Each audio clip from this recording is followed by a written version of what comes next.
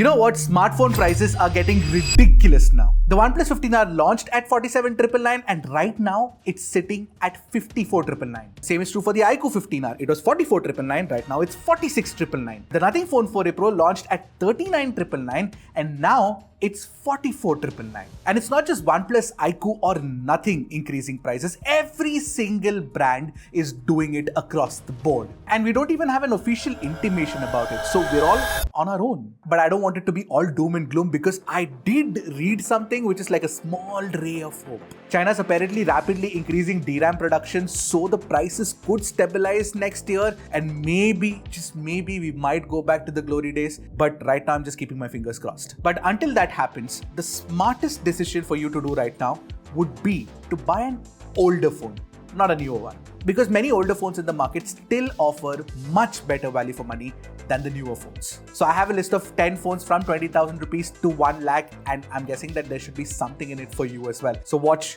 till the end. If you're watching me for the first time, I'm Ashad. This is Trakin Tech English, your destination for detailed, incisive gadget reviews.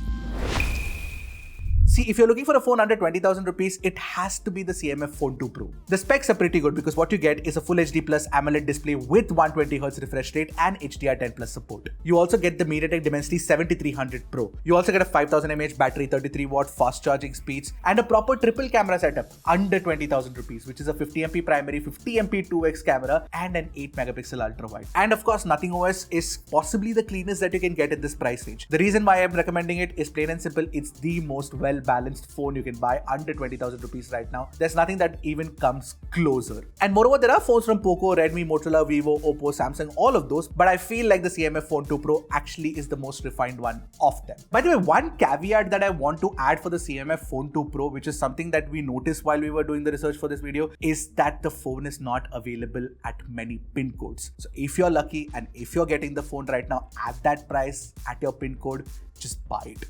Seriously. Now, if you have a budget of under 25,000 rupees, I have two phones for you. Now, before I tell you what those phones are, I see that over 50% of the people watching our videos are not hitting the subscribe button. मैंने क्या बिगाड़ा यार तुम लोग का?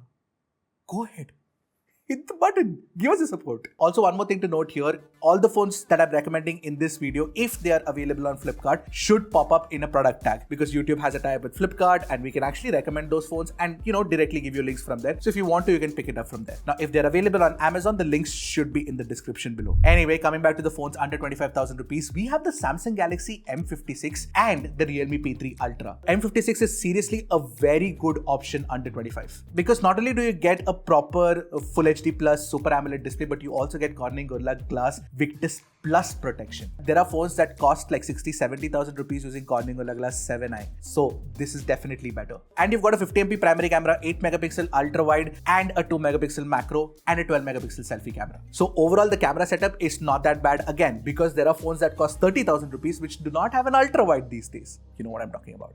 And the Exynos 1480 is actually a fairly good chip in this price range specifically. And the main reason why I am recommending the Samsung Galaxy M56 is purely because Samsung is promising 6 years of OS updates. Yeah, so it's going to last you a really long time. So technically, it's not even an old phone if you consider it. Most brands in this price range give you like 2 years or 3 years or 4 years of updates at max. Now, the P3 Ultra is an easy recommendation because of performance, because what you get is a Dimensity 8350 and a large 6000 mAh battery as well. It's been one of those sleeper hits for Realme and it's doing a good job too. I really want to know if there are any P3 Ultra owners in the house and what your experience has been like. Let us know in the comments. Now, if you have a slightly higher budget of 30,000 rupees, then there is just one option for you. The Motorola Edge 60 Pro. It's got everything. IP rating? Yes. Wireless charging? Yes. A curved AMOLED display with very high refresh rate? Yes. A very good processor? Yes. A proper triple camera setup with a telephoto? Yes. A silicon carbon battery? Yes. I mean, what else could you want? I know what we could want. Better software update and more refinement. That's all. And yes, Motorola is working on it. Hopefully they can fix it. Now, the under 40,000 price category is the most interesting one, if you ask me. We've got 3 phones which are fantastic. Now, under 40,000 rupees, you do have good new phones as well. For example, the OnePlus Nord 6 is a good one. But these 3 would be even better in my opinion. For example, you've got the iQOO Neo 10, the OnePlus 13R, and the Nothing Phone 3. Yes, the Nothing Phone 3 is now available for under 40,000 rupees after having sold initially for 80,000 rupees. And for that price, it's an easy recommendation. flagship. And the OnePlus 13R, many people believe is actually better than the OnePlus 15R, which I don't think is true, but still, the OnePlus 13R is a great phone for under 40,000 rupees. And then you've got the iQOO Neo 10, which has the gaming DNA. And of course, the iQOO Neo 10 has a Snapdragon 8 Gen 4. The Nothing Phone 3 has the Snapdragon 8 Gen 4. And the OnePlus 13R has the Snapdragon 8 Gen 3. All of these have great processors, great displays, all of that is great. But if you ask me to pick one phone from under 40,000 rupees, interestingly, I would pick the Nothing Phone 3 because it's a flagship phone with proper triple camera setup, which also includes a telephoto. Now, under 40 to 60,000 rupees, I have two phones to recommend, the OnePlus 13S and the OnePlus 13. Yes, two OnePlus phones are here. Firstly, the OnePlus 13S is under 50,000 rupees. And for under 50,000 rupees, you know it, I know it, the best compact monster out there. Snapdragon 8 Elite, 6.32-inch cute AMOLED display, 50MP primary camera, 50MP 2x telephotos, LPDDR5X RAM type, UFS 4.0 storage, 5850 mAh battery inside a small phone, no less. It's just a fantastic phone. But in this price range, I feel like, especially if you can stretch a little bit more and if you want a better compact phone, the newer Vivo X200T would be a better option. But regardless, this is under 50. That's a 10,000 rupee difference. And under 60, you've got the OnePlus 13, which still runs circles around a lot of phones in this price range now. Because in that 40 to 60,000 price range, if you look at the newer phones, you'd be surprised at the kind of specs they're offering, honestly.